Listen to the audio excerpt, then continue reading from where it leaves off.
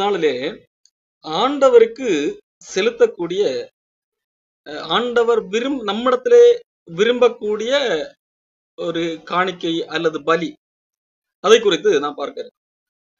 ஆண்டவர் மனிதர்களிடத்திலே இப்படி பலி செலுத்து, இப்படி பலி செலுத்து என்று சொல்லி ஆரம்பத்திலே எந்த விதமான காரியத்தையும் சொல்லவில்லை.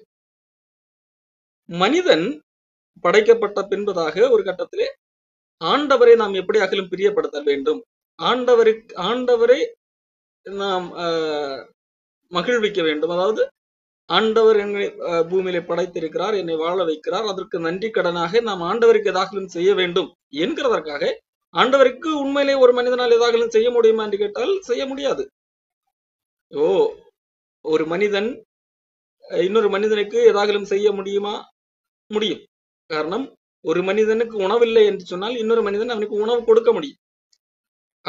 அப்படித்தான் இந்த உலகத்திலே காணப்படுகிற மனிதர்கள் ஏதோ ஒரு விதத்திலே ஏதோ ஒன்றிலே இன்னொரு மனிதனை சார்ந்து வாழக்கூடிய தேவை இருக்கிறது. ஆகவே மனிதர்களால் மனிதர்களுக்கு ஏதாகலும் ஒன்று நிறைவேற்ற முடியும். ஆனால் எந்த ஒரு மனிதனாலும் கடவுளுக்கு வேண்டியவைகளை ஒரு மனிதன் கொடுத்துதான் கடவுள் இருக்கிறார் என்கின்ற அடிப்படை கடவுளுக்கு கிடையாது. ஆகவே மனிதன் எதை கடவுளை பிரியப்படுத்த வேண்டும் என்கிறதற்காக அவனுக்கு தெரிந்த வழிமுறைகளிலே அவன் பலி செலுத்த ஆரம்பித்தான். அப்படித்தான் ஆபேல் பலி செலுத்தினான். அவன் அந்த பலியை ஆண்டவர் அங்கீகரித்துக் கொண்டார். அதற்கு முன்பதாகவே காயின் பலி செலுத்தினான். அதை ஆண்டவர் ஏற்றுக்கொள்ளவில்லை. காரணம், ஆபேல் விசுவாசத்தோடு பலி செலுத்துகிறவனாக காணப்பட்டான். காயின் விசுவாசத்தோடு பலி செலுத்தவில்லை. ஒரு சடங்காச்சாரமாக, கடவுள் தான் படைச்சிருக்காரு, சரி அவருக்கு போனா போட்டு அப்படின்னு சொல்லிக்கிட்டு தன்னிடத்திலே உள்ளதே ஏதோ ஒரு சில காரியங்களை எடுத்துக்கொண்டு வைக்கிறார்.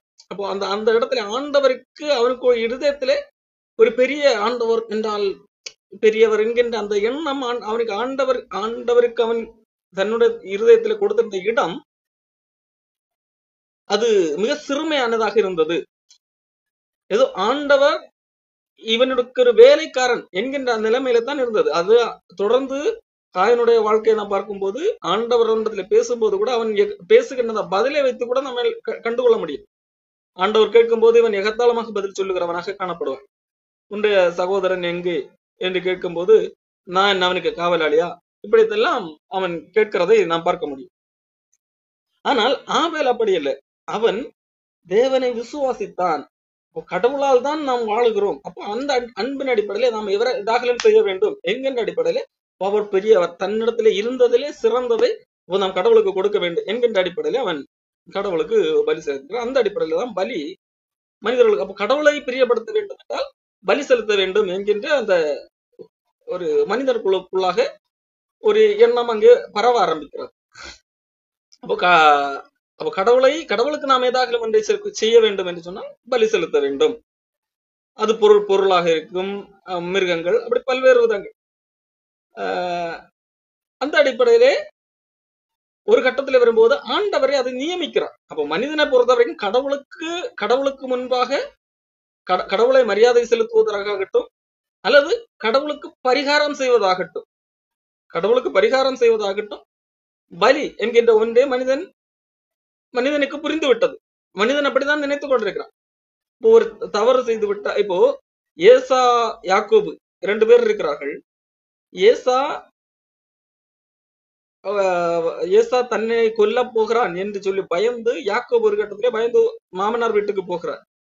நீண்ட நாள் கழித்து திரும்பி வருகிறான். திரும்பி வரும்போது இந்த யாக்கோபுக்கு பயம், இப்பொழுது ஏசா என்னை கொன்று போட்டு விடுவானே என்று சொல்லி யாக்கோபு பயப்படுகிறான்.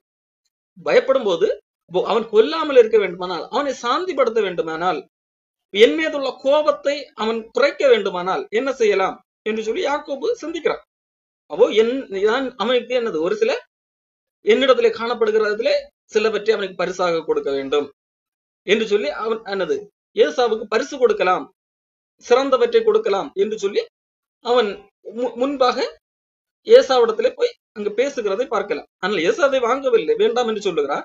ஆனால் அந்த எண்ணத்தை நான் உங்களுக்கு புரிய வைக்கிறேன். இப்போ ஒரு என்மேல் தவறு இருக்கிறது, அவன் இந்த தவறு நிமித்தம் அவன் என்னை கொல்ல வருகிறான். இப்ப பதிலுக்கு கொல்லாமல் இருப்பதற்காக, அவனை சாந்தி பண்ணுவதற்காக ஒரு பரிகாரம் செய்கிறது. இந்த அடிப்படையிலும் பலி.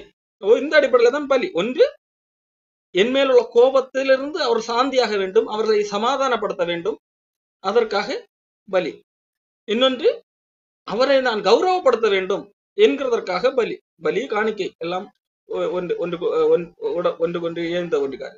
இப்படித்தான் பலி பூமியில காணப்பட்டது. ஆண்டவர் இஸ்ரவேல் மக்களை தனக்கென்று தெரிந்து கொள்ளும் போது இது மனிதர்களிடையே காணப்பட்ட பழக்கம்.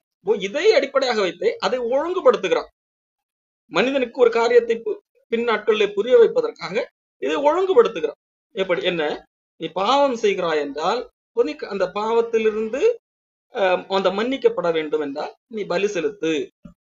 கடவுள் சட்டத்திட்டங்களை கொடுக்கிறார். சட்டத்திட்டங்களை நீ மீறுவாயானால், பாவம் செய்து மீறுவாயானால் அதுக்கு நீ இப்படி பலி செலுத்து. மட்டுமல்ல, ஆண்டவரை கௌரவப்படுத்த வேண்டும் என்றாலும் நீ பலி செலுத்து. வேதாகமத்திலே பல்வேறு விதமான பலிகள் உண்டு. பாவம் செய்து அதற்கு பாவ நிவாரண பலி உண்டு, குற்ற நிவாரண பலி என்று சொல்லி இருக்கிறது. அதே வேளையில தகன பலி இருக்கிறது, சர்வாங்க தகன பலி எல்லாம் இருக்கிறது. அப்போ இது எல்லாமே சமாதான பலி இருக்கிறது. அப்போ பலிகள்ல வித்தியாசங்கள் இருக்கிறது. ஒன்று, நான் செய்த பாவத்துக்கு ஒரு பரிகாரம், அதுவும் பலிதான். இன்னொன்று, கடவுளுக்கு கடவுள் ஒரு நன்மை செய்திருக்கிறார் அல்லது நன்மை செய்ய போகிறார், ஆகவே கடவுளுக்கு நன்றி செலுத்தும் விதமாக செய்வதும் பலிதான். அப்போ இந்த அடிப்படையில மாறாக கடவுளுக்கு என்ன கொடுக்க வேண்டும் என்று சொல்லி தெரியாது. கடவுளுக்கு மனிதர்களிடத்திலே உள்ள ஏதாகலும் ஒன்றை கொடுத்து மனிதனை திருப்திப்படுத்த முடியுமா? கடவுளை திருப்திப்படுத்த முடியுமா என்றால் முடியாது. அது மனிதனுடைய எண்ணம். அந்த அடிப்படையிலே மனிதனால் இயன்றதை செய்கிறான். அதை கடவுள் எப்படி பார்க்கிறார் என்று சொன்னா, கடவுள் அவன் அந்த மிருகங்களை கொல்லுகிறதை அதை எல்லாம் ஆண்டவர் பொருட்டாக பார்ப்பது, அவன் இருதயத்தை பார்க்கிறான். அவன் என்னை எந்த கண்ணோட்டத்திலே எனக்கு இதை கொடுக்கிறான், என் மீது அன்பின் அடிப்படையிலே அதை உண்மையாக கொடுக்கிறானா, இல்லை ஒரு சடங்கு போல செய்கிறானா என்கின்றதை தான் ஆண்டவர் பார்க்கிறவராக இருக்கிறார். அந்த அடிப்படையில அது போனது. அப்போ ஆண்டவர் பலியை ஒழுங்குபடுத்தும் போது அதுல ஏகப்பட்ட நிபந்தனைகள் காணப்படுகிறது. இந்த முறைப்படிதான் பலி செலுத்த வேண்டும், நீ பலி செலுத்துவது என்று சொல்லி மனிதர்கள் காலாகாலமாக கடைபிடித்து வருகிறார்கள். அப்படியானால் இந்த அடிப்படையிலே தான் உன்னுடைய பாவத்துக்கு பரிகாரம் கிடைக்கும் என்று சொன்னால் அதை நீ இந்த ஒழுங்கின்படிதான் செய்தாக வேண்டும். ஒரு பழுதில்லாத மிருகத்தை நீ தேர்ந்தெடுக்க வேண்டும், அதை இந்த விதங்களிலே வெட்ட வேண்டும் என்று சொல்லி அதை பலி செலுத்துவதற்கு என்று சொல்லி இந்த கோத்திரத்தினார் மட்டும்தான் அதிலே பங்கு பெற வேண்டும். இப்படிப்பட்ட சட்ட திட்டங்களை ஆண்டவர் நியமிக்கிறார். இப்படி நியமிப்பது காரணம் என்ன? அதற்கு ஒரு நோக்கம் இருக்கிறது. அப்போ மனிதன் அதை காலப்போக்கில் அப்படி கடைபிடித்து வரும்போது மனிதன் ஒரு காரியத்தை புரிந்து கொள்ள வேண்டும்.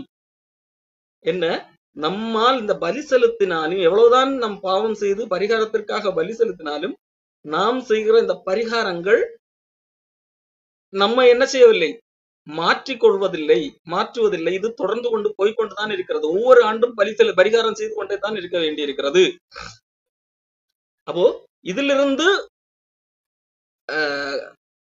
இப்படி பரிகாரம் செய்வது நிமித்தமாக கடவுளை கண்டிப்பாக நம்மால் திருப்திப்படுத்த முடியாது என்கிறதை மனிதன் புரிந்து கொள்ள வேண்டும் என்கிறதற்காக நாம் செலுத்துகிற கடவுள் நமக்கு பலி செலுத்த நாம் செய்து கொண்டிருந்த அந்த பலி செலுத்துகின்ற அந்த முறைமையை சரியாக நியமித்திருக்கிறார். அதையே நம்மால் சரியாக கடைபிடித்து நாம் பூரணராக முடியாது என்கிறதை மனிதர்கள் புரிந்து கொள்ள வேண்டும் என்று சொல்லி ஆண்டவர் விரும்பினார். அந்த அடிப்படையிலே ஆண்டவர் கட்டளை கொடுத்துட்டு இருந்தாரல்லவா, பல்வேறு பலிகள் இப்படி இருக்க வேண்டும், இந்த அடிப்படையில தான் பரிகாரம் செய்ய வேண்டும் என்று சொல்லி, அந்த அடிப்படையிலேயே கடவுளை தன்னை பலியாக கொடுக்கும்படியாக இங்கே வந்தார். அப்போ இதுதான் கடவுளுடைய திட்டம். அப்போ பலி என்கிறது மனிதன் கடவுளை பிரியப்படுத்துவதற்காக அல்லது கடவுளை சாந்தி பண்ணுவதற்காக என்று சொல்லி மனிதன் ஆரம்பிக்கிறான். ஆண்டவரே ஒரு கட்டத்திலே அதை மனிதனுக்கு அதை ஒழுங்குபடுத்தி சரியாக ஒரு கட்டுப்பாடுகளோடு அதை நியமிக்கிறார். அது படி நியமிப்பதன் நோக்கம் ஒன்று, இப்படி மனிதன் செய்தாலும் அது மனிதனை பூரணப்படுத்தாது, அது மனிதன் கொடுக்கிற பலிகளை அவனுக்கு அது ஒரு சரியான பரிகாரமாக மாறாது என்கிறதை அவன் புரிந்து கொள்ள வேண்டும். மட்டுமல்ல, அதே அவனுக்கு அந்த மனிதன் சிந்தித்துக் கொண்டிருக்கிறபடி அந்த பலி செலுத்திதான் பரிகாரம் என்கின்ற அந்த அடிப்படையிலே சரியான பலியாக அமையப் போவது எந்த மிருகங்களுடைய பலியும் அமையாது. அது கடவுளே பலியானால் தான் முடியும் என்கிறதை மனிதன் புரிந்து கொள்ள வேண்டும். கடவுள் ஒரு நாள் பலியாக போகிறார். அதற்கு ஏற்பாடாக இந்த காரியங்களை எல்லாம் ஆண்டவர் நியமிக்கிறார். இப்படிதான் பலி. அப்போ ஆண்டவர் இயேசு கிறிஸ்து வருகிறார், அவரே பலியாகிறார். அப்போ அவரே பலியாகிறதன் மூலமாக மனிதர்களின் கடவுளுக்கு என்று பரிகாரம் செய்ய வேண்டிய தேவை இல்லை, பரிகார பலி என்று சொல்லி ஒன்று தேவை இல்லை என்று சொல்லி ஆகிறது. காரணம், எதற்காக கடவுளுக்கு பலி செலுத்தப்பட்டது? ஒன்று, நாம் செய்கிற தவறிலிருந்து ஆண்டவரை சாந்தி பண்ணி அதுக்கு பதிலாக அவருடைய மனதைக்குள் நான் இவ்வளவு தவறு செய்து விட்டேன், பதிலுக்கு என்னது, நான் அவரை குளிர்விப்பதற்காக இப்படிப்பட்ட காரியங்களை செய்கிறேன், ஒரு பரிகாரம் செய்கிறேன்.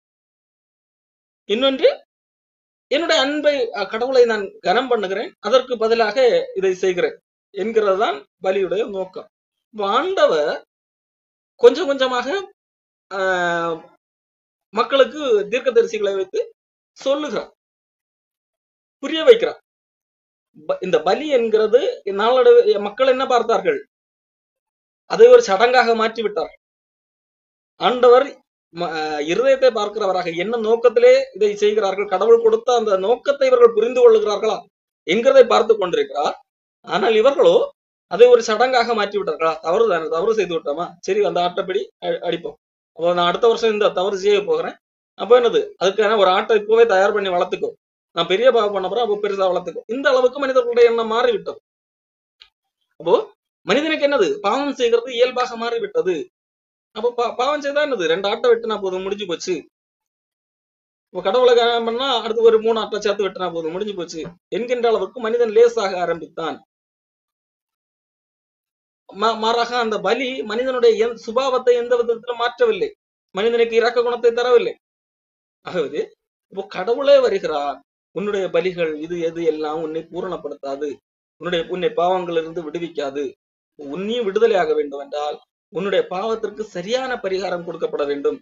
கடவுளே தன்னைத்தானே பலியாக கொடுக்கிறது தான் அந்த பலியாக இருக்க முடியும் என்று சொல்லி அவரே கிருபாதார பலியாக மாறினார். அப்போ அவர் பலியாக மாறின பின்பதாக என்ன, மனிதர்களுடைய பலி எல்லாம் மனிதனை பூரணப்படுத்தாது என்கின்ற உண்மை அங்கே வெளிப்படுகிறது. மனிதன் தன்னைத்தானே கடவுளுக்கு முன்பாக நிறுத்திக் கொள்வதற்காக, கடவுளை பிரியப்படுத்துவதற்காக கொடுக்கப்படுகிற பலி எதுவுமே கடவுளுக்கு முன்பாக எடுபடாது என்கிறதை புரிய வைப்பதற்காக தான் அன்றைக்கு பலியை ஆண்டவரே நியமித்திருக்கிறார் என்கிறதை சிலர் புரிந்து கொண்டார்கள், சிலர் புரியவில்லை. உதாரணத்திற்கு தாவீது போன்றவர்கள் எல்லாம் புரிந்து கொண்டார்கள். தாவீது சங்கீதம் 51 அவர் எழுதுகிறார், கடவுள் எதற்காக பலி கொடுத்திருக்கிறார், பலியை நியமித்திருக்கிறார் என்பதை தாவீது போன்றவர்கள் புரிந்து கொண்டார்கள்.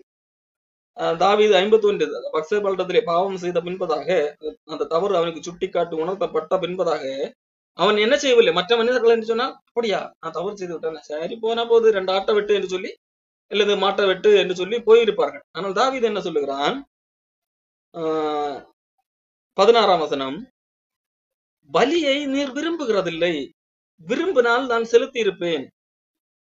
தேவனுக்கு ஏற்கும் பலிகள் தேவனே நொறுங்குண்டதும், தேவனுக்கு ஏற்கும் பலிகள் நொறுங்குண்டாவிதான். தேவனே நொறுங்குண்டதும் நறுங்குண்டதுமான இருதயத்தை நீர் புறக்கணியீர் என்று சொல்லி இங்கே தாவீது சொல்லுகிறதை பார்க்க. பலியை நீர் விரும்புகிறதில்லை, விரும்பினால் செலுத்துவேன். பலி செலுத்துறதெல்லாம் தாவீது போன்ற அரசர்களுக்கு லேசான காரியம். பலி செலுத்துற, பாவம் செஞ்சுட்டு பரிகாரம் செய்கிறது என்பது ரொம்ப லேசான காரியம். அவர் நேரத்தில் 1000 அல்ல லட்சக்கணக்கான ஆடுகளை வெட்ட முடியும்.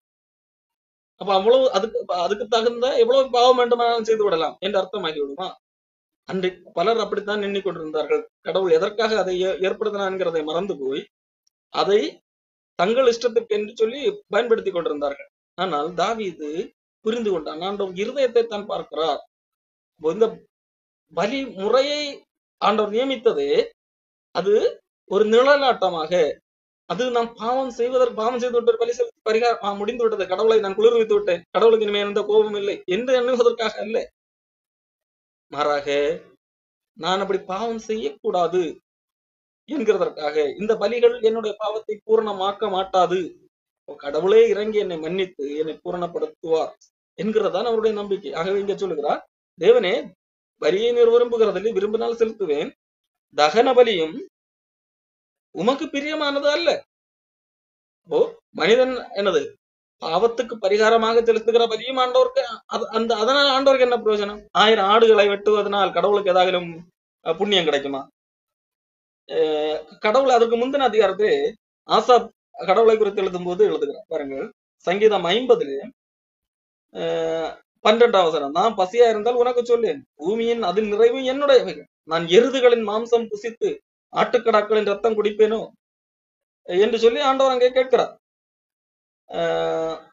9:8 இருந்து படிக்கணும். உன் பலிகளின் நிமித்தம் உன்னை கடிந்து கொள்ளேன், உன் தகன பலிகள் எப்பொழுதும் எனக்கு முன்பாக இருக்கிறது, உன் வீட்டிலிருந்து காளைகளையும் உன் தொழுவக்களிலிருந்து ஆட்டுக்கடாக்களையும் நான் வாங்கிக் கொள்வதில்லை, சகல காட்டு ஜீவன்களும் பர்வதங்களில் 1000 திரிகிற மிருகங்களும் என்னுடையவைகள் என்று சொல்லி இங்கே ஆண்டவர் சொல்லுகிறார். அப்போ மனிதர்கள் எப்படி கடவுளை தவறாக இடைபட ஆரம்பித்தார்கள்.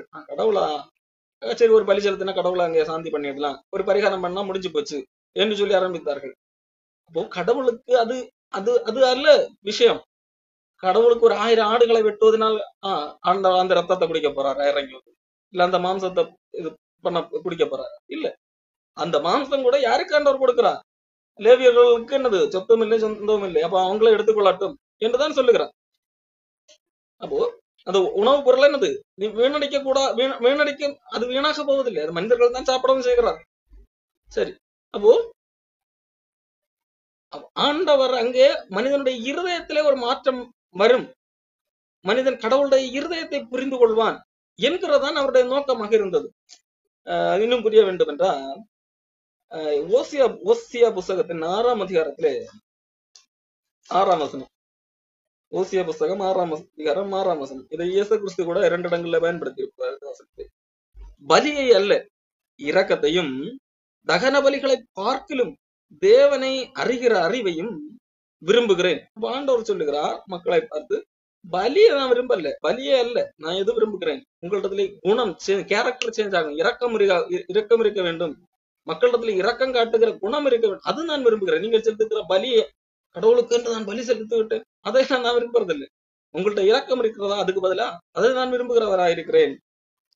தேவனை தகன பலிகளை பார்க்கலும், தகன பலிகள் கொடுத்தா கடவுளை நான் கனம் பண்ணுவதற்காக தகன பலிகளை கொடுக்கிறேன் அப்படின்னா, அதை பார்க்கலும் கர்த்தரை நீ கடவுளை அறிந்து கொள்வாயா, கடவுள் எப்படிப்பட்டவர், கடவுளுடைய இருதயம் என்ன என்கிறதை நீ அறிந்து கொள்வாயா, அதை நான் விரும்புகிறேன் என்று சொல்லி ஆண்டவர் அங்கே சொல்லுகிறதை பார்க்கிறோம்.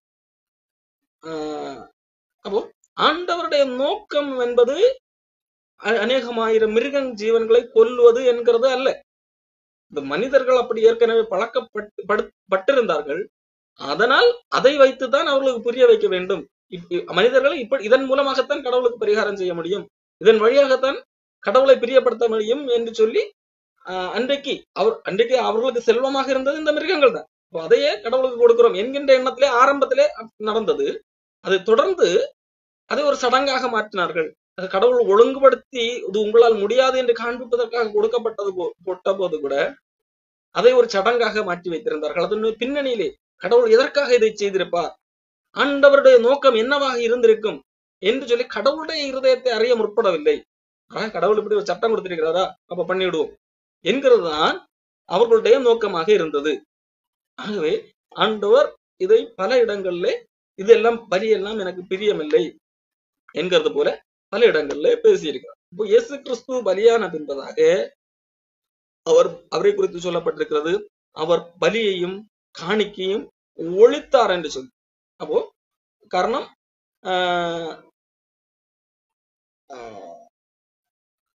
எந்த பலியும் என்னது கடவுளுக்கு முன்பாக நம்மை சேர்க்காது, தகுதியுடையதாக மாற்றாது என்கின்ற உண்மையை இயேசு கிறிஸ்து மூலமாக நமக்கு விளங்க பண்ணியிருக்கிறார். இல்லை என்றால் இயேசு கிறிஸ்து வந்து மரிக்க வேண்டிய அவசியமே இல்லை. இன்றைக்கு வரைக்கும் நாம என்னது மிருக ஜீவன்களை வைத்தே கடவுளை என்னது பிரியப்படுத்தி கொண்டே இருந்து விடலாம். இப்போ எந்த பலிகளும் நம்மை பூரணப்படுத்தாது. எபிரேய புஸ்தகம் 10ஆம் அதிகாரத்திலே 1ஆம் வசனம் படிக்கிறேன். நியாயப்பிரமாணம் வரப்போகிற நன்மைகளின் பொருளாக இராமல் அவைகளின் நிழலாய் மாத்திரம் இருக்கிறபடியால் வருஷந்தோறும் இடைவிடாமல் செலுத்தப்பட்டு வருகிற ஒரே விதமான பலிகளினாலே அவைகளை செலுத்துகிறவர்களை ஒரு காலம் பூரணப்படுத்த மாட்டாது. வருஷந்தோறும் அவர்கள் பாவத்திற்கென்று தாங்கள் செய்த பாவத்திற்கென்று பலி செலுத்துவார்கள். ஆனால் அது பூரணப்படுத்த மாட்டாது. அது பிற்காலத்திலேயே வரப்போகிற ஒரு காரியத்திற்கான நிழலாட்டமாக இருக்கிறது. அது உண்மையிலேயே அது உண்மையான பரிகாரம் அல்ல, பரிகாரமாகாது. அது மனிதர்கள் அதை புரிந்து கொள்ள வேண்டும். கடவுள் எதற்காக இதை நியமித்திருக்கிறார்? எவ்வளவு காரணம், மனிதர்கள் எந்த ஒழுங்கும் இல்லாமல் பலியிட்டுக் கொண்டிருந்தார்கள். கடவுள் இஸ்ரவேல் மக்களை நினைத்து இல்லை, இந்த ஒழுங்கின்படிதான் போட வேண்டும் என்று சொல்லி ஏகப்பட்ட கட்டளைகளை நியமித்திருந்தார். ஆண்டவர் எதற்காக இது நியமித்திருக்கிறார் என்கிற உண்மையை கடவுளை அறிய அவர்கள் முற்பட்டிருக்க வேண்டும். மாறாக அவர்கள் அதுதான் ஒரு பெரிய விஷயம் போல அதை பிடித்துக் கொண்டிருந்தார்கள். அது ஒரு காலம் பூரணப்படுத்த மாட்டாது. பூரணப்படுத்துமானால் ஆராதனை செய்கிறவர்கள் ஒரு தரம் சுத்தமாக்கப்பட்ட பின்பு இன்னும் பாவங்கள் உண்டென்று உணர்த்தும் மனசாட்சி அவர்களுக்கு இல்லாதிருப்பனால் அந்த பலிகளை செலுத்துகிறதும் நிறுத்தப்படும் அல்லவா? அப்படி நிறுத்தப்படாதபடியால் பாவங்கள் உண்டென்ற அவைகளினாலே வருஷந்தோறும் நினைவு கூறுதல் உண்டாயிருக்கிறது. அல்லாமலும் காளை, வெள்ளாட்டுக்கடா இவைகளுடைய ரத்தம் பாவங்களை நிவர்த்தி செய்ய மாட்டாதே. ஆகையால் உலகத்தில் இயேசு கிறிஸ்து பிரவேசிக்கும் போது பலியையும் காணிக்கையும் நீர் விரும்பவில்லை என்று சொல்லி அங்கே சங்கீதம் புஸ்தகத்திலே உள்ள வசனம் தான் சங்கீதக்காரன் மூலமாக முந்தைய தீர்க்க தரிசனமாக உரைக்கப்பட்டது. கடவுளுக்கு எது பிடிக்கும் பிடிக்காது என்று சொல்லி சொல்லப்பட்டது. மிருகங்களுடைய பலி இதுதான், அது கடவுள் நியமித்ததாகவே இருந்தாலும் அது அதனுடைய இன்டென்ஷன் அந்த மிருகங்களை கொல்வது அல்ல. அதுக்கு ஒரு பின்னணியில ஒரு நோக்கம் உண்டு. மனிதர்கள் அதை புரிந்து கொள்ள வேண்டும் என்கிறதை சங்கீதத்தின் புஸ்தகத்தில் பல இடங்கள்ல காணலாம். இங்கே கூட பலியையும் காணிக்கையும் விரும்பவில்லை என்று சொல்லி சொல்லப்பட்டிருக்கு. அதை தொடர்ந்து இதோ நான் வருகிறேன், புஸ்தகத்து சூழலில் என்ன குறித்து எழுதப்பட்டிருக்கிறது, நான் தேவனே உம்முடைய சித்தத்தின்படி செய்ய இதோ வருகிறேன், புஸ்தகத்துள் என்னை குறித்து எழுதியிருக்கிறது என்று சொன்னேன். நியாயப்பிரமாணத்தின்படி செலுத்தப்பட்டு வருகிற பலிகளை குறித்து மேற்சொல்லியபடி பலியையும் காணிக்கையும் சர்வாங்க தனைகளையும் பாவனுக்கான பலிகளையும் நீர் விரும்பவில்லை. மனிதர்கள் செலுத்துகிற பலி ஆண்டவர் விரும்பி இதனால் இவன் பலி செலுத்துறான்பா, அப்போ இவனை கடவுளுக்கு முன்னாக நிற்கக்கூடிய அந்த தகுதியை இவனை கொடுத்துடும் என்கிறதல்ல. அதன் வழியாக அவன் கடவுளை விசுவாசிக்க வேண்டும். கடவுள் இந்த காரியத்தை நியமித்திருக்கிறார், ஆனால் இது என்னை பூரணப்படுத்தாது. நான் செய்த பாவத்து நிமித்தம் இங்கு ஒரு ஆடு கொல்லப்படுகிறது. இந்த ஆடு கொல்லப்பட்டதுனால என்னுடைய பாவம் போய்விட்டதா? இல்லை, என்னுடைய பாவம் இதை காட்டிலும் விலையேறப்பட்டது. அப்ப என்னுடைய பாவத்துக்கான பரிகாரம் கண்டிப்பாக இதை காட்டிலும் விலையேறப்பெற்றதாக இருக்க, விலையேறப்பெற்ற ஒரு செயல் செய்தால்தான் போகும். அப்போ அது என்ன செய்ய முடியுமா? முடியாது. ஆகவே நான் கடவுளிடத்திலே சேர்க்கிறேன். கடவுளே, உம்முடைய இரக்கத்தால் மட்டும்தான் நான் உமக்கு முன்பாக நிற்க முடியும் என்கின்ற அந்த இடத்திற்கு மனிதன் நகர வேண்டும். இதுதான் ஆண்டவருடைய நோக்கமாக இருந்தது. இதை தாவீது கரெக்டாக புரிந்து கொள்கிறான். ஆகவே தான் நான் சொல்கிறேன், ஆண்டவரே, பலி உமக்கு பிரியமானதல்ல, விரும்பினால் நீர் விரும்பவில்லை, விரும்பினால் செலுத்தியிருப்பேன். தகன பலியும் உமக்கு பிரியமானதல்ல. மாறாக தேவனுக்கு இருக்கப்படும் பலிகள் நொறுங்குண்டாவினார் தன்னைத்தான் உணர்ந்து கொள்வது. தேவனுக்கு ஏற்கக்கூடிய பலிகள் எது? நான் என்னதான் பலி செலுத்தாலும், நான் என்னதான் பரிகாரம் செய்தாலும் கடவுளுக்கு முன்பாக நிற்கக்கூடியது, கடவுள் விரும்பத்தக்கவனாக என்னால் மாற முடியாது. அதை உணர்ந்து, ஆண்டவரே, நான் ஒன்றுமில்லாத பாவி, உமக்கு முன்பாக நிற்க தகுதியற்றவன் என்கின்ற அந்த அதை உணர்கிறான். நொறுங்குண்ட ஆவி, நறுங்குண்ட ஆவி, அதுதான் தேவனுக்கு பிரியம் என்று சொல்லி, அதுதான் தேவன் எதிர்பார்க்கிறது. இருதயம், மனிதன் எந்த இன்டென்ஷன்ல ஒரு காரியத்தை செய்கிறான், இதுதான் ஆண்டவர் பார்க்க. ஆகவே தான் தாவீது அதை சரியாக சொல்லுகிறான். அப்போ தன்னைத்தான் உணர்கிறதை ஆண்டவர் விரும்புகிற பலியாக இருக்கிறது. தான் கடவுளுக்கு முன்பாக தான் எப்படிப்பட்டவன் என்கின்றதை உணர்கிறது. நறுங்குண்ட அந்த உணர்ந்து தன்னைத்தானே தேவனுக்கு முன்பாக தாழ்த்துவது. நொறுங்குண்ட இருதயம் என்று சொன்னால் ஆண்டவரே தாவீது அங்கே சொல்லுகிறான், தேவனே நான் உமக்கு விரோதமாக நீர் ஒருவருக்கு விரோதமாக பாவம் செய்தேன் என்று சொல்லி. அப்போ ஆகவே உமக்கு முன்பாக நிற்கக்கூடிய தகுதியே இல்லை. பலி செலுத்துவதாக அப்படியெல்லாம் வந்து விடாது. அதை நீர் விரும்பவில்லை. அப்படி விரும்பி இருந்தால் நான் அப்படி செலுத்தியதாக நான் தகுதி அடைந்திருப்பேன். ஆனால் இல்லை. ஆகவே நொறுங்குண்ட இருதயத்தோடு உமக்கு முன்பாக நான் நிற்கிறேன். நீர் தயவு வைத்தால் மட்டும்தான் என்னால் உமக்கு முன்பாக நிற்க முடியும் என்கிறதை அங்கே தாவீது வெளிக்காட்டுகிறதை பார்க்க முடியும். தாவீது 51 தாவீது இதைத்தான் சொல்லுகிறான்.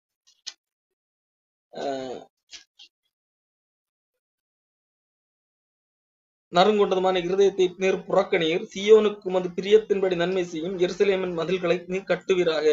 ஆண்டவரே நீர் கட்டும், நீர் அதாவது என்னுடைய பாவத்து நிமித்தம் இவைகள் அழித்து போடாதிரும். நான் என்ன பரிகாரம் செய்தாலும் என்னது என்னுடைய பாவம் மறைக்கப்படுவதில்லை. காரணம் அன்றைக்கு கொடுக்கப்பட்ட அந்த நியாயப்பிரமாணத்தின்படி ராஜா பாவம் செய்தால் அந்த நாடு அழிக்கப்பட தண்டனைக்கு உட்படும். பல இடங்கள்ல இஸ்ரவேல் மக்கள் பாவம் செய்யும்போது அது வேறு ஜனங்கள் பிடிக்கப்படுகிறது எல்லாம் பார்க்க முடியும். இப்போது ராஜா தவறு செய்திருக்கிறார் தாவீது. அப்போ ஆகவே தான் அந்த காரியத்தை சொல்லுகிறேன், நான் பாவம் செய்து இருக்கிறேன். அப்போ இதில் இருந்து தப்புவதற்கு நான் பரிகாரம் செய்ய முடியுமா என்று கேட்டால் இல்லை. ஆண்டவரே உம்முடைய இரக்கத்தால் நீர் காப்பாற்றும், உம்முடைய பிரியத்தின்படி நன்மை செய்யும், எருசலேமின் மதில்களை கட்டுவீராக. அப்பொழுது தகன பலியும் சர்வாங்க நீதியின் பலிகளில் பிரியப்படுவீர். அப்பொழுது பீடத்தின் மேல் காளைகளை பலியிடுவார்கள். முதலாவது இங்கே தன்னை கடவுள் அங்கீகரிக்க வேண்டும் என்று சொல்லி தாவீது எதிர்பார்க்கிறார். அதாவது நான் பலி செலுத்தினால் நீர் என்னை அங்கீகரித்தீர் என்ற அர்த்தம் அல்ல. மாறாக நீர் என்னை அங்கீகரித்தால் என்னுடைய இரக்கத்தால் மட்டுமே என்னை அங்கீகரிக்க முடியும்.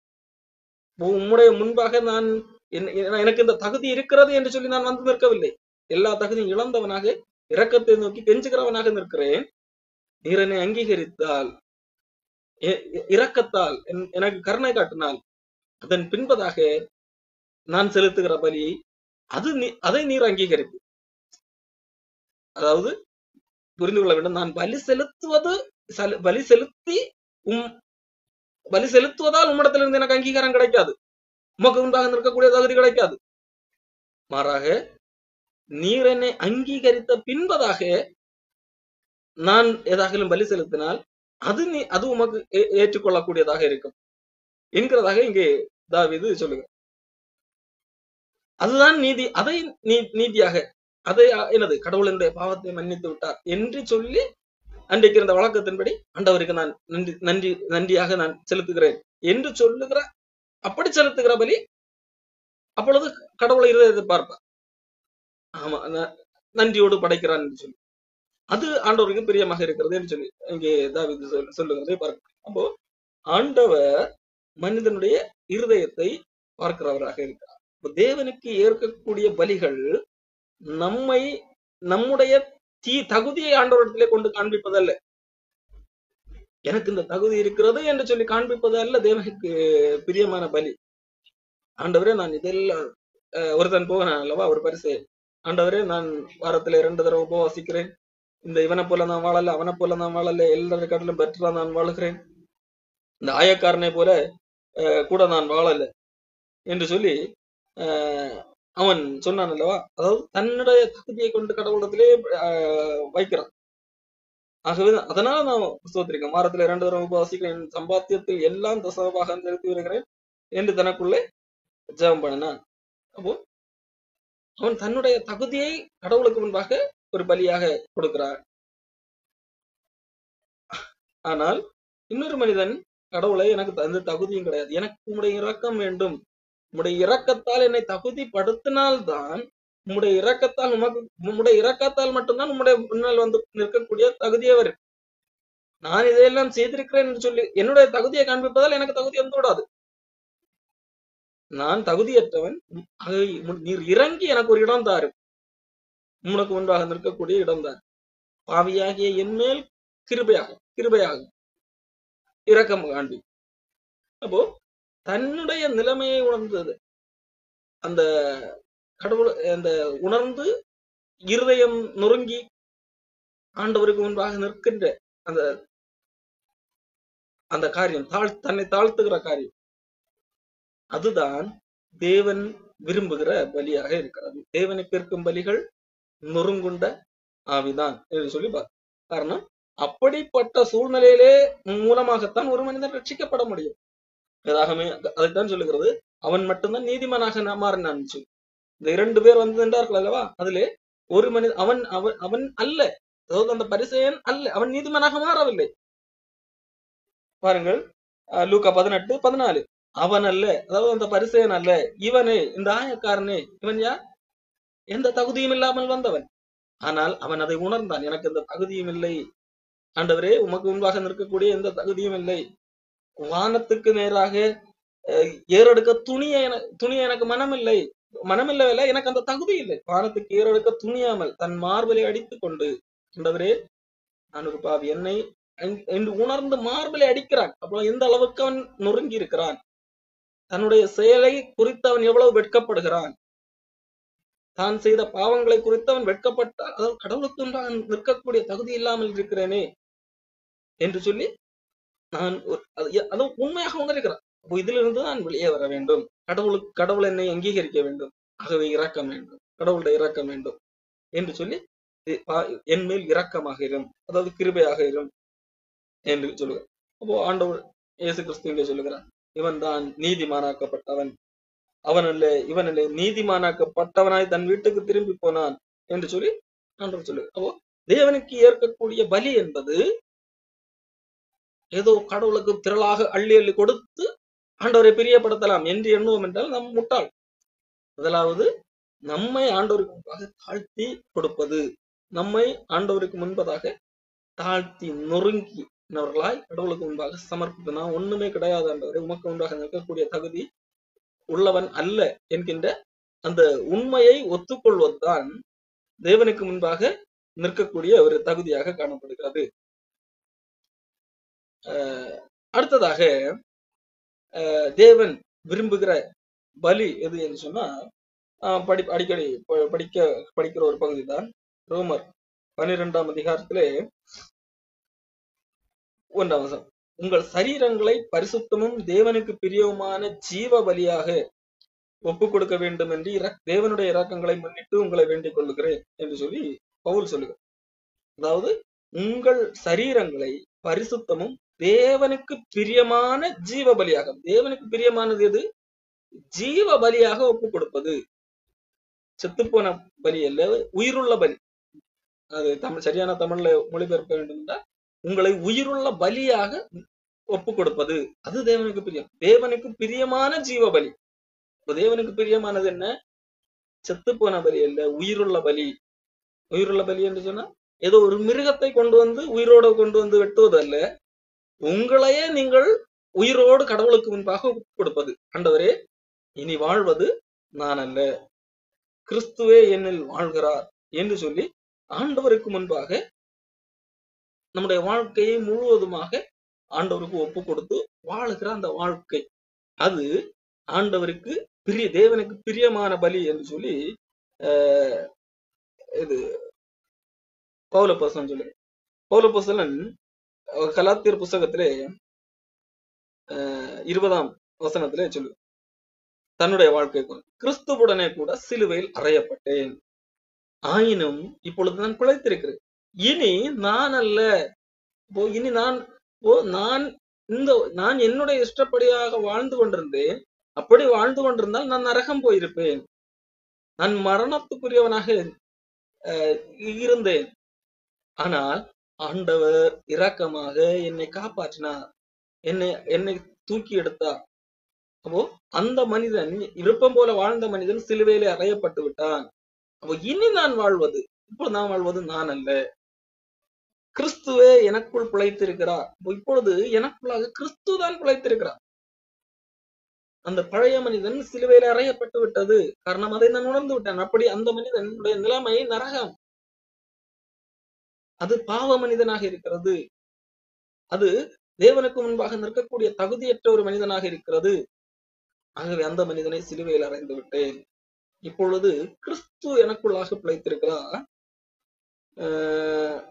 நான் இப்பொழுது மாம்சத்தில் பிழைத்திருக்கிறது, ஆனால் நான் மாம்சத்துல இருக்கிறேன் அல்லவா. இது என்னில் அன்பு கூர்ந்து எனக்காக தம்மை தாமே ஒப்பு கொடுத்த தேவனுடைய குமாரனை பற்றும் விசுவாசத்தினாலே பிழைத்திருக்கிறேன். இயேசு கிறிஸ்துவின் மேல் உள்ள விசுவாசத்தினால் பிழைத்திருக்கிறேன். ஆனால் வாழுகிறது நான் அல்ல. எனக்காக வாழுகிற அந்த வாழ்க்கை அல்ல என்கிறதை இங்கே பவுலப்போஸ்தலன் சொல்லுகிறார். அப்போ இதைத்தான் பவுலப்போஸ்தலன் பிரசங்கம் பண்ணுகிறார். தன்னுடைய வாழ்க்கையிலே அவர் தன்னை ஜீவ பலியாக கடவுளுக்கு ஒப்பு கொடுக்கிறார். அதே காரியத்தை தான் அவர் பிரசங்கமும் பண்ணுகிறார். பேதுருவும் இதைத்தான் தன்னுடைய வாழ்க்கையிலே தன்னுடைய நிருபத்திலே சொல்லுகிறார். 1 பேதுரு 2ஆம் அதிகாரம் 5ஆம் வசனத்திலே ஜீவனுள்ள கற்களை போல கிறிஸ்துவுக்குள்ளாக வந்தவர்களை எந்த வார்த்தையோடு ஒப்பிடுகிறார்? ஜீவனுள்ள கற்கள், உயிருள்ள கல், உயிரற்ற கல் அல்ல, உயிருள்ள கல். அந்த கல் உயிருள்ள கல்லுக்கு ஒப்பிடுகிறார். அப்படி கூட்டி கட்டப்பட்டு வருகிறீர்கள் என்று சொல்லி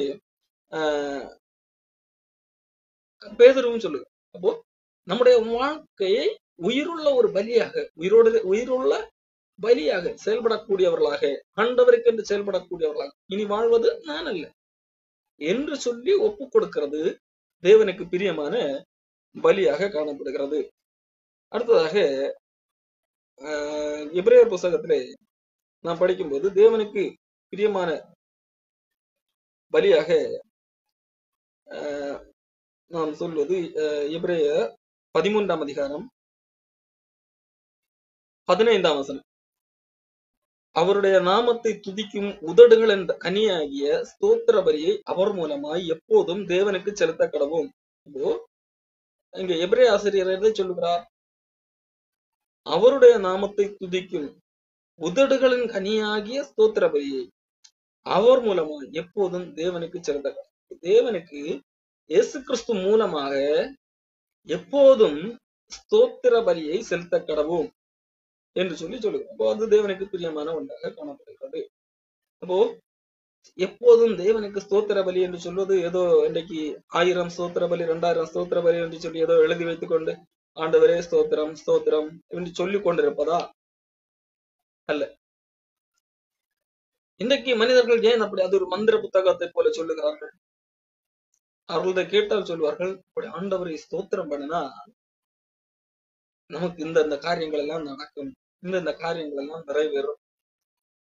பாடல்களை உண்டுதான், ஆராதித்தால் உங்களுடைய எல்லா காரியங்களும் பிரச்சனைகளும் தீரும். கடவுளை ஆராதித்தால் உங்களுக்கு எல்லா பிரச்சனைகளும் தீரும். ஆகவே கடவுளை ஆராதிங்க, அப்படித்தான் சொல்லுவார்கள். ஆனால் வேதம் அப்படி சொல்லுகிறதா? இல்லை. இதை எபிரேயர் புத்தகத்திலே தொடர்ந்து படி 11 படிக்கிறேன். எந்த மிருகங்களுடைய ரத்தம் பாவங்கள் நிமித்தமாக பரிசுத்த ஸ்தலத்துக்குள் பிரதான ஆசாரியர்கள் கொண்டு வரப்படுகிறதோ அந்த மிருகங்களின் உடல்கள் பாளையத்துக்கு புறம்பே சுட்டரிக்கப்படும். அதாவது பலி செலுத்தப்படுகிற பாவத்துக்காக பலி செலுத்தப்படுகிற மிருகங்களுடைய உடல்கள் பாளையத்துக்கு புறம்பே சுட்டரிக்கப்படும். அதே போல இயேசுவும் தம்முடைய சொந்த ரத்தத்தினாலே ஜனத்தை பரிசுத்தம் செய்யும்படியாக நகர வாசலுக்கு புறம்பாக பாடுபட்டார். இயேசு கிறிஸ்து நகர வாசலுக்கு புறம்பாக பாடுபட்டார். இப்போ தொடர்ந்து பார்ப்போம். அவர் பாடுபட்டார், இயேசு கிறிஸ்து பாடுபட்டார். ஆகையால் நாம் அவருடைய நிந்தையை சுமந்து பாளையத்துக்கு புறம்பே அவரிடத்தில் புறப்பட்டு போக கடவோம். இயேசு கிறிஸ்து பாடுபட்டார், ஆகவே நாம் இன்றைக்கு பணக்காரராக வாழ்வோம் என்று சொல்லி இங்கே சொல்லவில்லை. அவர் பாடுபட்டார், நாமும் பாடுபடுவோம் என்று சொல்லி சொல்லுகிறார். இன்றைக்கு அநேகர் என்ன சொல்லுகிறார்கள்? அவர் ஏழையானார், ஆகவே நாம் பணக்காரராக வாழுவோம் என்று சொல்லுகிறார். அவர் தழும்புகள் பட்டார், ஆகவே நமக்கு நோயே வராது. அவர் மரணம் அடைந்தார், ஆகவே நமக்கு பூமியிலே மரணமே இல்லை, இப்படி சொல்லுகிறார். ஆனால் வேதம் என்ன சொல்லுகிறது? அவர் பாடுபட்டார், நீங்களும் பாடுபடுங்கள். அவர் பாடுபட்டார், உங்களுக்கு பாடு இல்லை என்று சொல்லுகிறார்கள். இப்படி இல்லை. அவர் பாடுபட்டார், நகர வாசலுக்கு புறம்பே பாடுபட்டா நீங்களும் அவரோடு கூட என்ன நாமும் அவருடைய நிந்தையை சுமந்து இயேசு கிறிஸ்துவுடைய நிந்தை இயேசு கிறிஸ்து எதற்காக நிந்தை அனுபவித்தார்? நன்மை செய்தார். அதாவது நமக்காக, நமக்கு மீட்பு கிடைக்கும்படியாக அவர் இங்க பூமிக்கு வந்த போது அவரை யாரும் ஏற்றுக்கொள்ளவில்லை. ஏற்றுக்கொள்ளாதவர்கள் நிந்தித்தார்கள், பரிகாசம் பண்ணினார்கள், அவமானப்படுத்தினார். அப்போ அவரை பின்பற்றுகிறவர்களுக்கும் அதைதான் நடக்கும். உண்மையாக அவரை பின்பற்றுகிறவர்களுக்கு அதுதான் நடக்கும். அப்ப அந்த நிந்தையை நீங்களும் சுமந்து பாளையத்துக்கு புறம்பே அவரிடத்திற்கு புறப்பட்டு போக கடவோம். எதுக்கு? பாடுபடுதல். அங்க என்ன நடக்கும்? பாளையத்துக்கு புறம்பே பாடுபடுதல். தொடர்ந்து சொல்லப்படுகிறது, நிலையான நகரம் நமக்கு இங்கே இல்லை. இந்த பூமியில நமக்கு நிலையான நகரம் இல்லை. இந்த பூமியில என்னது? நம்ம என்னது? இந்த நிமிஷம் கூட நமக்கு சொந்தம் கிடையாது. இந்த செகண்ட் கூட நமக்கு சொந்தம் கிடையாது. யாராலே அது கேரண்டியா சொல்ல முடியுமா? சொல்ல முடியாது. ஏன்னா எப்ப வேண்டுமானாலும் என்னது ஒரு மனிதனுடைய முடிவு இந்த பூமியில நடக்க முடியும். ஆகவே இந்த பூமி நிலையான நகரம் இல்லை. ஒருவேளை சொல்ல முடிந்தாலும் எத்தனை வருஷம் சொல்ல முடியும்? டெய்லி சொல்லிட்டு இருக்க முடியுமா? ஒரு நாள் கண்டிப்பா அவன் சொல்லும் போது அவன் இருக்க மாட்டான். அப்போ இந்த நிலையான நகரம் இங்கே நமக்கு இல்லை, வரப்போகிறதை நாடி தேடு. அப்போ ஆனால் நமக்கு ஒன்று வரப்போகிறது. அப்போ நமக்காக ஒன்று வரப்போகிறது என்று சொல்லி ஆண்டவர் ஏற்கனவே சொல்லி இருக்கிறார். அவரே நம்மை ஏற்றுக்கொள்ளும்படியா, நம்மை அவரை போல மாற்றி, அதாவது சரீரத்தையும், நம்முடைய சரீரத்தை கூட அவரை போல மாற்றும்படியாக அவர் வரப்போகிறார். அப்பொழுது மாற்றப் போகிறார். அவரோடு கூட வைத்து ஆளுகை செய்ய போகிறார். இதை நாடி தேடுகிறோம். வரப்போகிறதை நாடி தேடுகிறோம். அதாவது கடவுளோடு கூட வாழுகிற வாழ்க்கை. இன்னும் சொல்ல போனால் கடவுளோடு ஆளுகை செய்யக்கூடிய ஒரு ஆளுகை, அதை நாடி தேடுகிறோம். இப்படி சொல்லிவிட்டுதான் வசனம் சொல்லுகிறது, ஆகையால். அப்போ இந்த பூமியில நம்ம என்னது? இயேசு கிறிஸ்து பாடுபட்டா நாமும் அவரோடு கூட பாடுபடவும். நாம் பூமி நமக்கு நிலையானது கிடையாது. நாம் வரப்போகிறது நாடு தேடுகிறோம். ஆகையால் உங்கள் உதடுகளின் கனியாகிய ஸ்தோத்திர பலியை இயேசு கிறிஸ்து மூலமாக தேவனுக்கு தெரியப்படுத்துங்கள். இது எப்படி இருக்கு? அதாவது இந்த பூமியில துன்பம், ஆனால் வரப்போகிறதை நாடி தேடுகிறோம். ஆகையால் இந்த வாய்ப்பை இயேசு கிறிஸ்து மூலமாக கிடைத்திருக்கிறது. இதற்காக தேவனுக்கு ஸ்தோத்திரம் செலுத்துவோம் என்று சொல்லப்பட்டிருக்கு. அதாவது ஆண்டவர் நம்மை மீட்டு இந்த பூமியிலே பாடுபட வைக்கிறார். அதாவது இந்த பூமியிலே இயேசு கிறிஸ்துவால் மீட்கப்பட்டவர்களுக்கு ஆண்டவர் இதை வாக்கு பண்ணுகிறார், பாடுபடுவதை. அவர் பாடுபட்டார், நீங்களும் பாடுபடுங்கள் என்பது. அதற்கு உற்சாகப்படுத்துகிற வார்த்தை என்ன? இந்த பூமி நமக்கு நிலையானது கிடையாது. ஆகவே இந்த பூமி நிலையற்றது. இந்த பூமிக்குரியவர்களை நாடி தேடுகிறவர்கள் அல்ல.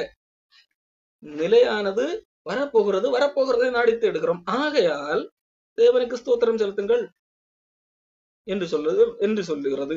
ஆனால் இன்றைக்கு ஆராதனை என்று சொல்லி ஆரம்பிக்கிற பாடல்களாகட்டும், ஸ்தோத்திர பலிகள் என்று சொல்லப்படுகிற பலிகளாகட்டும், அந்த மந்திர வாக்கியங்களாகட்டும், எதை முன்னிறுத்தி சொல்லப்படுகிறது? இதை பேசினால் ஆண்டவர் எனக்கு இதை செய்வார், அல்லது இந்த பூமியில ஏதோ ஒரு காரியம், பூமிக்குரிய சார்ந்த காரியங்களுக்காகத்தான் சொல்லப்படுகிறது அல்ல. ஆண்டவர் ஏற்கனவே சிலுவையில் செய்து முடித்ததன் மூலமாக, அவர் நகரத்துக்கு புறம் பாடுபட்டதன் நிமித்தமாக எனக்கு இந்த நிலையற்ற பூமியில நிலையான ஒரு வரப்போகிற ஒரு காரியம் இருக்கிறது. இந்த பூமியிலே அவர் பாடுபட்டதை போல நானும் பாடுபடுகிறேன். அதற்காக நான் இயேசு கிறிஸ்துவை ஸ்தோத்திரிக்கிறேன். அதற்காக ஆண்டவருக்கு நன்றி செலுத்துகிறேன், ஆண்டவரை வணங்குகிறேன். இதுதான் இங்கே எபிரேய ஆசிரியர் சொல்லுகிற காரியம். அப்போ இதுதான் தேவனுக்கு பிரியம். எது? நம்முடைய எதிர்பார்ப்பை, எந்த எதிர்பார்ப்பும் இல்லை, இந்த பூமிக்குரிய எந்த எதிர்பார்ப்புக்காகவும் கடவுளுக்கு ஐஸ் வைக்காமல், ஆண்டவர் ஏற்கனவே நமக்கு ஒரு மேலான ஒரு காரியத்தை தந்திருக்கிறார். ஆகவே அந்த நன்றி உணர்ச்சியோடு ஆண்டவருக்கு ஸ்தோத்திர பலி செலுத்துவோம். ஸ்தோத்திரத்தை சொல்வது, நன்றி செலுத்துவது. ஸ்தோத்திரம் என்றால் நன்றி. அதை உணர்ந்து அது வரப்போகிறதை நாடி தேடுகிறோம் என்று சொன்னால், அந்த வரப்போகிற நேரத்தை ஆண்டவர் எனக்கு தந்திருக்கிறார். ஆல்ரெடி உன்னதங்களில் அவரோடு கூட உட்கார வைக்கப்பட்டிருக்கிறீர்கள் என்று சொல்லி வசனம் சொல்லுகிறது. அப்போ அதற்காக நன்றி செலுத்துவது என்று குறித்துதான் இங்கே எபிரேய ஆசிரியர் சொல்லு. சரி, இது ஆண்டவருக்கு பிரியமான பலியாக இருக்கிறது. அடுத்ததாக அதே அதிகாரத்திலே எபிரேயர் 13ஆம் அதிகாரம் 16ஆம் வசனம், அன்றியும் அப்படி சொல்லிவிட்டு உதடுகளின் கனிகளை ஆண்டவருக்கு செலுத்துவோம் என்று சொல்லிவிட்டு அடுத்து உடனடியாக சொல்லுகிற வசனம், அன்றியும் அது மட்டுமல்ல, நன்மை செய்யவும் தான தர்மம் பண்ணவும் மறவாதிருங்கள், இப்படிப்பட்ட பலிகளின் மேல் தேவன் பிரியமாக இருக்கிறார்.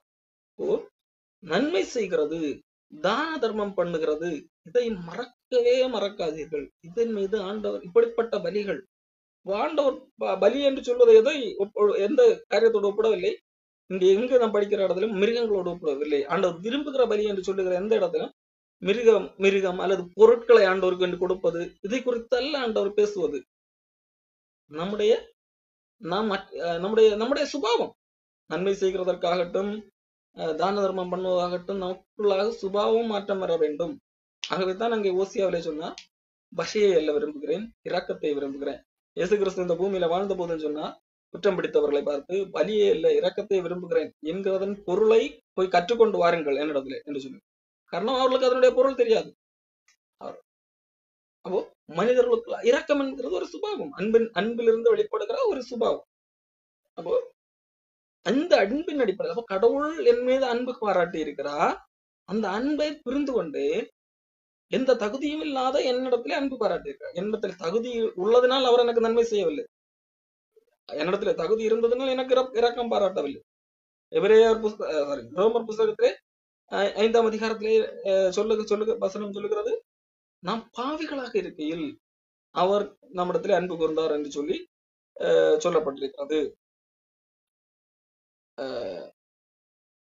ரோமர் 5ஆம் அதிகாரம் 7ஆம் வசனம், நீதிமானுக்காக ஒருவர் மரிக்கிறது நல்லது, அரிது, நல்லவனுக்காக கூட ஒருவேளை ஒருவன் மரிக்க தருவான். ஆனால் இயேசு கிறிஸ்து எப்படி, நாம் பாவிகளாக இருக்கையில், நாம் நல்லவர்களாக இருக்கையில் அல்ல, கெட்டவர்களாக மோசமானவர்களாக இருக்கையில் கிறிஸ்து நமக்காக மரித்ததினாலே தேவன் நம்மேல் வைத்த அன்பை, தமது அன்பை விளங்க பண்ணினார் என்று சொல்லி வேதாகமும் நமக்கு சொல்லுது. அதாவது தேவன் தம்முடைய அன்பை எப்படி விளங்க பண்ணினார்? நாம் நல்லவர்களாக இருக்கும்போது நம்மிடத்தில் அன்பு காட்டுனதுனால் விளங்க பண்ணவில்லை, நாம் மிக மோசமாக இருக்கும் போது நம்மிடத்திலே அவர் அன்பு காட்டி இருக்கிறார். இதன் மூலமாக அன்பை விளங்க பண்ணினவராக இருக்கிறார். 1 யோவான் புஸ்தகத்திலே கூட நாம் பார்க்க முடியும், அவர் நம்மிடத்திலே முந்தி அன்பு கூர்ந்தபடியால். அங்கே அன்பு கூர்ந்தது யார்? முந்தி அன்பு கூர்ந்தது என்று சொன்னா இயேசு கிறிஸ்து நம்மிடத்திலே முந்தி அன்பு கூர்ந்தார் என்று சொல்லி சொல்லப்பட்டிருக்கிறார். 1 யோவான் 3ஆம் அதிகாரம் 16 பார்த்தால், அவர் தம்முடைய ஜீவனை நமக்காக கொடுத்ததினால் அன்பு என்னதென்று அறிந்திருக்கிறோம், ஆகையால் நாமும் நம்முடைய சகோதரருக்காக ஜீவனை கொடுக்க கடனாளிகளாக இருக்கிறோம் என்று சொல்லி சொல்லப்பட்டிருக்கு. 1 யோவான் 3:18, என் பிள்ளைகளை வசனத்தினாலும் நாவினாலும் அல்ல கிரியையினாலும் உண்மையினாலும் அன்பு கூற கடவோம். ஒருவன் இவ்வுலக ஆஸ்தி உடையவனாக இருந்து தன் சகோதரனுக்கு குறைச்சல் உண்டென்று கண்டும் அவன் தன்னுடைய இருதயத்தை அடைத்துக் கொண்டால், அவனுக்கு கொடுக்க மனமில்லாமல் இருந்தால் அவனுக்குள்ளாக தேவ அன்பு இல்லை. அவனுக்குள்ளாக தேவ அன்பு நிலை கொள்ளுகிறது எப்படி என்று சொல்லி வசனம் கேட்கிறது. அப்போ அவனுக்குள்ளாக தேவ அன்பு இல்லை. அப்போ நன்மை செய்கிறது, தான தர்மம் பண்ணுகிறது, இது மனப்பூர்வமாக செய்யப்பட வேண்டும் என்று சொன்னால், அன்பின் அடிப்படையில செய்யப்பட வேண்டும் என்றால் தேவ அன்பு ஊற்றப்பட வேண்டும். இன்றைக்கு பலர் தான தர்மம் செய்வார்கள் தங்களுடைய பெயருக்காக, தங்களை எல்லாரும் பெரிய கொடுக்கிற கரங்கள் என்று சொல்லி புகழ வேண்டும் என்கிறதற்காக செய்வார்கள். அதை விளம்பரப்படுத்தவும் செய்வார்கள். இயேசு கிறிஸ்து சொன்னார், ஒரு கை வலது கை கொடுக்கிறது, இடது கை அறியாதிருக்கட்டும் என்று சொல்லி. காரணம் அப்படி கொடுக்க முடியும். தன்னுடைய ஆஸ்திகளுக்கு மொத்தமாக கூட கொடுத்து தன்னுடைய பெயர் தியாகச்சம்மல் இப்படி எல்லாம் உலக அளவிலே சர்டிபிகேட் எல்லாம் வாங்க முடியும். ஆனால் 1 கொரிந்தியர் புஸ்தகத்திலே 13ஆம் அதிகாரத்திலே பவுல் சொல்லும் போது சொல்லுகிறார், 3ஆம் வசனம், எனக்கு உண்டான யாவற்றையும் நான் அன்னதானம் பண்ணினாலும் அன்பு எனக்கு இராவிட்டால் எனக்கு பிரயோஜனம் ஒன்றுமில்லை என்று சொல்லி. அன்பு இல்லாமலும் எனக்கு உண்டான யாவற்றையும் என்ன செய்யலாம்? அன்னதானம் பண்ணலாம், தான தர்மம் பண்ணலாம், நிறைய ட்ரஸ்ட் வைக்கலாம், ட்ரஸ்ட் வைத்து நிறைய சிலருக்கு கொடுக்கலாம். ஆனால் அதுக்கு பின்பாக வேறு ஏதோ ஒரு அஜெண்டா இருக்கிறது. ஒன்றுகில் எனக்கு ஒரு மக்களிடத்தில் ஒரு செல்வாக்கு வேண்டும் என்கிறதாக இருக்கலாம். இல்லை என்றால் நான் கொடுக்கிறவன், நான் எல்லாருக்கும் மேலாக இருக்கு கொடுக்கிறது என்றால் அதுல ஒரு திமிரு இருக்கும். கொடுக்கறதுல கூட நான் மேலானவன், அவங்க கீழே உள்ளவங்க என்று சொல்லி, அப்போ அப்படி இருக்கலாம். அல்லது தங்களுடைய ஒரு தங்களுக்குரிய ஒரு தகுதியாக நான் இப்படி பண்ணுனா கடவுளால் என்ன செய்ய முடியாது, என்ன கைவிட்டு விட முடியாது, நான் இதுதான் என்னோட தகுதி, நான் என்னோட இதெல்லாம் என்னது தான தர்மம் பண்றேன், அப்ப இப்படி நான் கடவுளுக்கு முன்பாக நிற்கக்கூடிய தகுதி அப்படி என்று தன்னுடைய தகுதிக்காக இதை நிறைவேற்றுகிறவர்களாக இருக்க. ஆனால் அன்பு அடிப்படையில இருக்க வேண்டும். அப்போ கடவுளிடத்தில் இந்த அன்பை பெற்றிருக்கிறேன், ஆகையால் அந்த அன்பை வெளிப்படுத்துகிறேன்.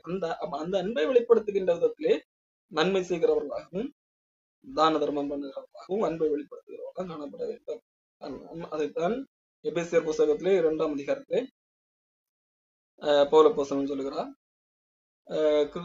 கிருபையினாலே விசுவாசத்தை கொண்டு ரட்சிக்கப்பட்டீர்கள், இது உங்களால் உண்டானதில்லை, தேவனுடைய ஈவு. நாம் காப்பாற்றப்பட்டது தேவனுடைய இரக்கம், தேவனுடைய ஈவு. அவர் இலவசமாக அல்லது கருணையாக கொடுத்தது. அந்த கருணையை உணர்ந்து கொண்டபடி ஒருவரும் பெருமை பாராட்டாதபடிக்கு மனிதனுடைய செயல்களினால் அல்ல. ஏனெனில் அப்ப ஆண்டவர் எதற்காக நம்மை காப்பாற்ற, நம்முடைய சுபாவம் அதை போல மாற வேண்டும். அவர் எப்படி கருணாக இருக்கிறாரோ அதை போல நாமும் அந்த கருணையை புரிந்து கொண்ட அடிப்படையிலே நாமும் அந்த கருணை காட்டுகிறவர்களாக காணப்பட வேண்டும்.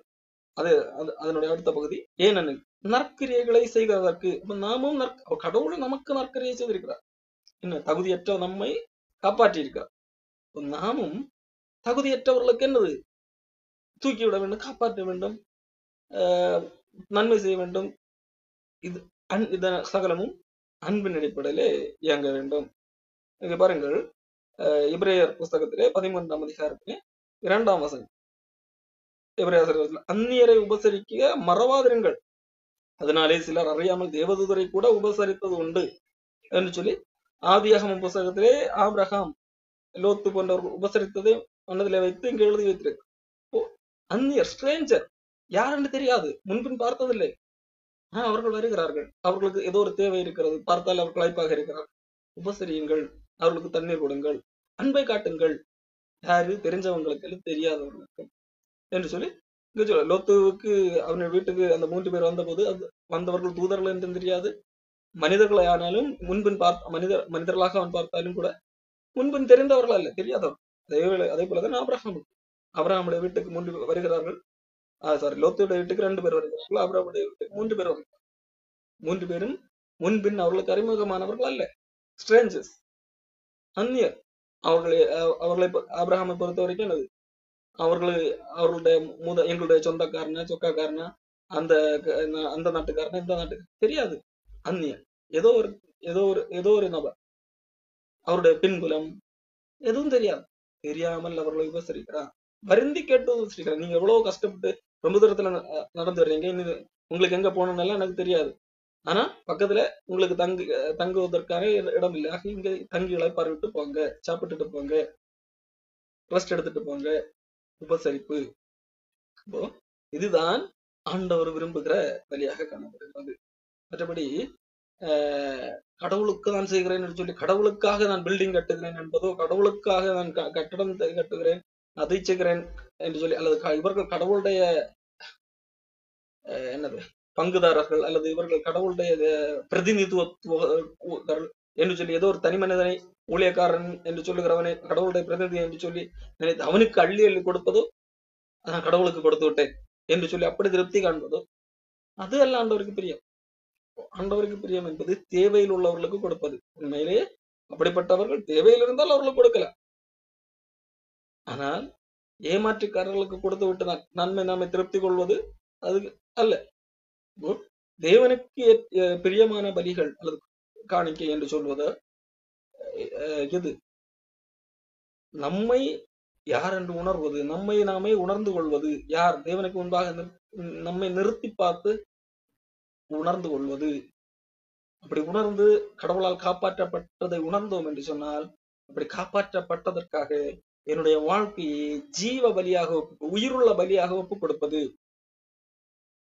அடுத்ததாக கடவுளோடு கூட இணைந்து பாடுபட்டு இந்த உலக நிலையல்ல வரப்போகிறது அடுத்து எடுக்கிறோம். ஆகையால் அதற்காக ஆண்டவருக்கு நன்றி செலுத்துவது. அடுத்ததாக கடவுள் எனக்கு இரக்கம் பாராட்டி இருக்கிறார், இதே இரக்கத்தை மற்றவர்களுக்கு நான் காட்ட வேண்டும் என்று சொல்லி தேவையில் உள்ளவர்களை